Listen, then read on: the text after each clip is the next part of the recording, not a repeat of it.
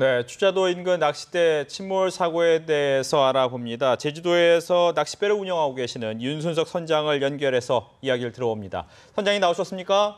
예, 안녕하십니까. 네, 이 추자도가 낚시꾼들 사이에서 명당으로 불린다고 하는데 이곳에 많이들 가는 이유가 어디 있습니까? 예, 우선은 그 어종이 풍부하고요. 그리고 그 지방에 비해서 이 바다 물살이 좀 세다 보니까 예. 어종도 풍부하지만 특히 이 대물 어종이 좀 많이 나오는 경향이 있습니다. 그래서 그 낚시꾼들한테는 조금 선망의 대상이 되고, 예. 그리고 이런 낚시꾼들의 그 손맛을 보기 위한 그런 짜릿한 맛을 보기 위해서 좀 많이 찾는 편입니다.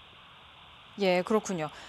이 배가 움직인 항로 남성항에서 추자도를 왔다 갔다 할 때 날씨가 좋으면 여기를 한 2시간만 해도 갈 수가 있다고 하는데 어떻습니까, 평소에? 예, 실질적으로 추자도에서 상추자 같은 경우는 날씨가 좋은 날에는 완도지방까지 일반 많은 경우를 안 보고 일반 사람들이 시야로도 확인할 수 있을 정도로 그렇게 바다가 좋은데 보통 보면은 우리가 보기에는 이렇게 시야가 좋지만 아무래도 이 바다라는 것도 유속이 있기 때문에 그런 부분에 있어서 좀 이 낚시꾼들이 초보자들은 그런 거에 대해서 좀 무지하기 때문에 조금 위험성이 좀 있다고도 봐야 될 것 같습니다. 네, 보니까 이제 출항한 지 한 40여 분 정도 만에 연락이 두절되고 생존자들의 얘기로는 쿵 하는 소리와 함께 배가 뒤집혔다 이렇게 얘기를 하거든요. 어떤 상황이었을까요? 제가 생각하기에는 지금 정확하게 배의 그런 장비라든지 그런 거를 저희들이 지금 아직 파악을 못한 상태지만 보통 낚시용 배가 되면은 지금 어탐이라든지 레이더 같은 그런 기본적인 장비는 장착이 돼 있을 겁니다. 근데 그런 게 레이더나 아니면은 어탐에 그렇게 나타나지 않을 정도였으면은 특히 이런 양식장이라든지 그런 아니면은 바다에 버려진 예를 들어서 무슨 폐 쓰레기라든지 그런 부분이 예를 들어서 이런 스크류라든지 그런데 휘감으면 아무래도 배에 손상이 입어서 파도에 휩쓸려서 좀 좌초될 수 있는 부분도 있죠. 그러니까 어떻게 보면 물 밑에 있었던 그물이나 그물 같은 경우에 스크류가 걸려서 넘어졌을 가능성이 있다 이렇게 보시는 겁니까? 예, 그럴 가능성도 좀 없지 않아 있죠. 네, 알겠습니다. 지금 승선자하고 탑승자 명단도 일치가 안 하는 걸로 드러났는데 탈 때 누가 타는지 누가 안 타는지 이런 거 정확하게 체크를 안 합니까? 글쎄요, 지금 입출한 그런 관계에 있어서 지금 우선적으로 지금 제가 알기로는 해경에서 관리를 하고 있는데 지금 자율적으로 이 어촌계마다 자율적으로 가서 저희들이 몇 명 출항하고 몇 명 이렇게 나갑니다. 자진 신고를 하는 걸로 지금 알고 있습니다. 근데 그거를 이제 하루에 나가는 낚싯배라든지 이렇게 어업에 관해서 이제 출항하는 분들이 하루에 수량이 많기 때문에 일일이 지금 확인을 못 하는 것 같고요. 그리고 또 보면은 그게 자율적으로 이루어지다 보니까 예를 들어서 10명을 신고했는데 그게 오버될 수도 있고 또 어떻게 보면 적게 갈 수도 있고 그래서 그런 부분이 없잖아. 좀 일일이 확인을 못하는 점은 아무래도 좀 인원 부족이라는 그런 부분에 있어서 조금 미흡하지 않나 그렇게 생각합니다. 네. 또 한 가지 궁금한 점이 이제 구명조끼 부분이 되겠습니다. 구명조끼를 착용하지 않았던 생존자들이 있었는데 보통은 낚싯대 구명 장비가 대부분 갖춰줘야 되는데 탑승객들이 잘 안 입나요? 어떻습니까? 원칙적으로는 모든 낚시꾼뿐만 아니라 이 해상 레포츠도 그렇고 이런 구명조끼 부분에 대해서는 원칙적으로는 다 착용하게 돼 있는 걸로 저도 알고 있습니다. 그리고 착용 안 했다는 자체는 저도 조금 이해하기 좀 어려운 부분이고요. 왜냐하면 사고라는 건 어느 순간적으로 이렇게 불시에 날 수도 있기 때문에 모든 해상 낚시를 비롯해서 모든 레포츠 공업 이런 활동 시에는 비상조끼라든지 그런 구명조끼를 착용하는 것을 우선으로 알고 있습니다. 네, 그러니까 이상 신호가 없어도 날씨가 좋고 아무렇지도 않은 상황에서 일단 배를 탈 때는 구명조끼를 일단 입는 겁니까?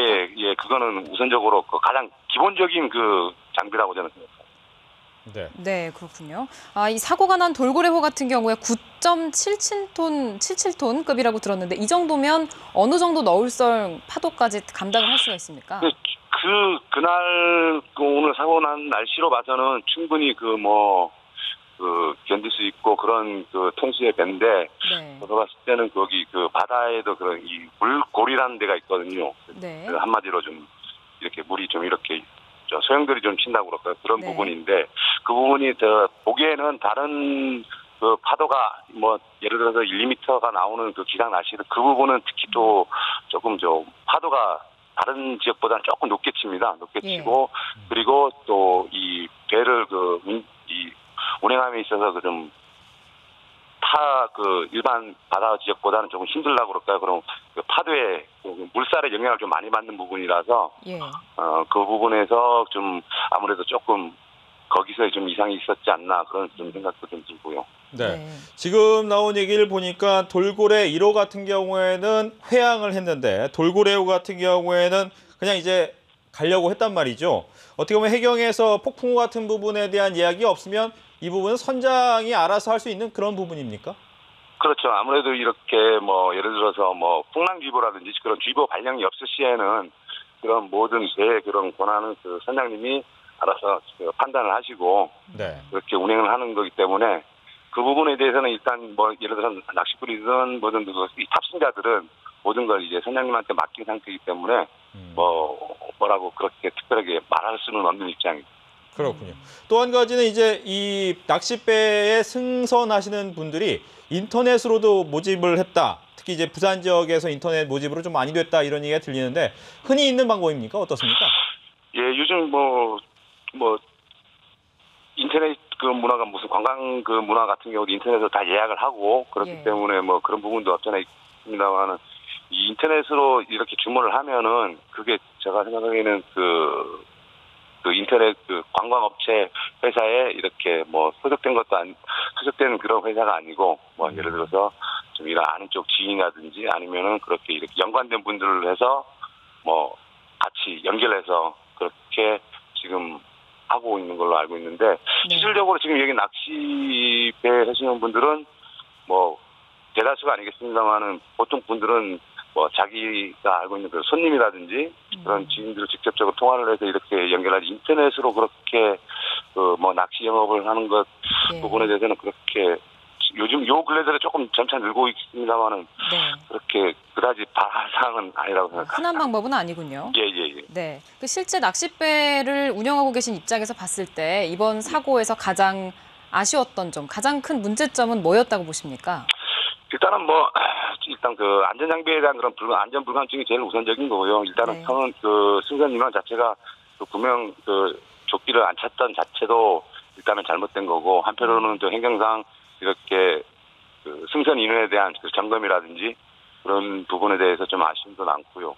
그리고 이 바다라는 게 뭐 아시겠지만 바다라는 게 항상 우리가 보는 눈하고 이렇게 네.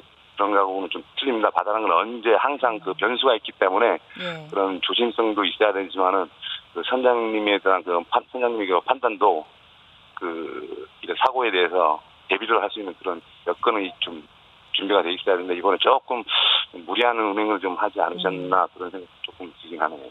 예, 알겠습니다. 오늘 말씀 고맙습니다. 예, 감사합니다. 네, 윤순석 선장과 이야기 나눠봤습니다.